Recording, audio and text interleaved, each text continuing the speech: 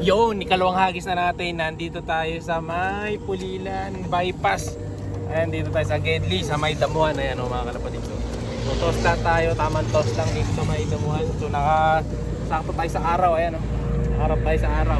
So sakto to para makadali sila ng morning sun. Ito yung mga warriors natin. 10 pa rin sila, 5 sa likod, 5 sa harap na loop natin. So old loop, dream loop, tag 5 na ibon tayo ngayon. Siya si Idol Madla, nakakahanga, may mga hawak, gandang linyada. Ika'y inspirasyon kung bakit hanggang ngayon ako'y palaging kumakarera. Siyempre, ito sila, parang sardinas na naman, siksikan. Ayan o, kita nyo yung mga pulbos nila, lumilipad mga kalapatid. Ayan o, lumilipad-lipad yung pinakaligabok sa katawan nila. Yan yung pinaka nagpapakondisyon sa kanila mga kalapatid. Yung parang pulbos talaga nila, lumilipad o. Hindi ko sure kung nakikita nyo, pero kitang kita ko sa mata. Hindi ko sure sa camera, nasisilaw tayo. Ayan, may lumilipad o. Dahil nga sila condition na 100% na yung mga warriors natin na to. Ayan o, nauna na tayo. So wala pang official na schedule yung club kung kailan yung pinaka nila training. Siguro mas malaki yung chance next week. Kasi sabi after ng derby, tapos na yung derby. So wala pang schedule ngayon, Lunes na, dapat meron na eh. So next week siguro sa tingin ko Tuesday. Or baka humabol, baka Sabado, yung mga malalapit pa. So at least nakapagkalumpit na tayo, Pulilan. And then ngayon naman, iniisip ko na yung susunod na toss natin, possible. Siguro baka sa Tabang or sa may Santa Rita exit. Mag-ano na tayo, exit na tayo. Hanggang makarating tayo ng Bukawi, tapos yung hanggang Valenzuela siguro, mga ganun. Yung mga last na hagis natin. 10 lang naman to, kaya saktong sakto. Dito natin to toss. May mga itik pa nga doon sa kabila, no? May mga itik doon, may nagpapasto lang itik doon. Sila yung mga itik nila doon kasabay nung release natin. Release natin to quarter, 1 minute na lang. Ito pag ikot ng relo natin, pagpatak to sa 12, lalarga na natin yan. Konting tiis na lang kay Jamboy. So yung nakaraan, yung mga nauna, hindi ko napansin kasi sabay-sabay lang sila halos dumating na wall. Halos walang wala pang pattern yung mabibilis. Pero ang ina-expect ko na may speed dito, ilang speed bird dito alam mo? Oo pala, nandito pa nga pala yun, si Kobe Jr., si Salpok, tapos yung one time pulling winner no. Ayun, yung tatlong pulling winner natin pala. Sakay siya pang blue bar. Yung babae. Ayun, sakay yung babae. Ayun. 4 pala speedbird dito. So 6 yung pang tira natin. Ito yung batik speedbird din to pero di ko pa sure kung may speed talaga yan. Kasi anak ni AJ yan, sa anong Alphonse. Pero ito, release na natin. Oras na rin. Time release 6:45 AM. Larga na mga warriors natin. Pawala mo na boy. You know. Tumatalo na naman sila sa bangin pababa. Ayan, yung 10 nating ibon mga kalapatid. Rumonda na. Ikot-ikot lang. Sige, kanina may nakita rin yung nagtotos dito sa gawin na to yung naghahagis din. Pero wala na, umalis na. Paalis na siya nung nakita namin Tingnan natin kung saan pupunta yung mga ibon na to. Bali yung bahay natin sa side na to. Diyan pa uwi. Pagilid kasi yung south sa atin yung ganda ng white flight yan ang gusto ko sa white flight. Pag lumilipad kitang-kita mo yung pakpak ko.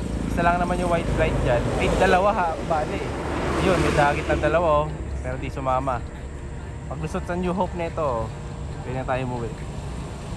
New Hope pag lusot nyan dyan, pauwi na yan. Alright, yun, nakauwi na tayo. So, bibilangin natin kung ilan na yung pauwi nating ibon. Tapos nga pala mga kalapatid, yung pinamimigay kong tipler, abangan nyo yan. Dahil i-announce na natin yan bukas din, sa upload natin bukas yan. So yung mga nag-comment sa mga past videos natin, yung mga like ko na nag-comment, siya yung mananalo ng tipler mga kalapatid. Papadala natin sa inyo yan. Kung malapit lang naman, pwede ko na sagutin shipping. Kaya pag malayo, pwede naman puntahan nyo na lang or pa-check nyo na lang. Ayun, nandito yung mga white flight. Mukhang kompleto na rin tayo. Ayun, lumilipad-lipad nila sa taas. Mamaya check natin. Hindi na ba pumasok nun? Para puro sa dream loop yun nandun na sa taas. Bumaba na yata yung mga nandito. Ayan, eto na. Meron na dito sa loob. 3. Wala, 3 kings ko pala ito. Kalapatid, 3 kings na. Ito yung 3 kings natin. Ayan, yung 3 pang pooling. Ayan. Ito na pala dito. May hen ba dito ba? Yung isa na. Isang hen. 3 cock. Tapos isang hen. Hindi ko sure dun sa kabila. Nandito na yung blue bar. Wala pa. Ito yung sasakay natin mamaya. Ayan. Checkered. Tapos yun yung blue bar. Yung isang blue bar, malamang nandun pa sa taas. Pasabay yun eh. Lipad-lipad sila. No? So 1, 2. So 7. 7 possible. Yun na dun sa bubong. Ayan. Kaya takot dyan sa taas. Hindi na tayo akit dun sa taas. Yeah. Kita naman natin. Mamalapit pa yun. Yun ang nasa ano. Ilang kilometro? Nasa 10 kilometers to 15 kilometers na halos. Yung nakaraan 7 lang yun. Malapit na. Ayan na ito. Ito yung blue bar.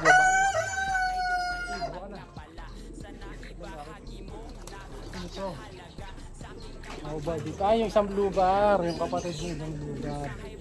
So kakain pala. Di walang buntot to ah. Bawas ang buntot ng isa. Ano? Tama? Yung babae yun, no? Ayan, yan, yung nahuli. Ito pag lumipad. Yeah. Oh, tala ng butot to. Baka lugon, numuing walang butot. Check natin. Check mo nga. Oy, baba ka, namamaris. Yan, paano? Pasok ka na, akit ka pa eh.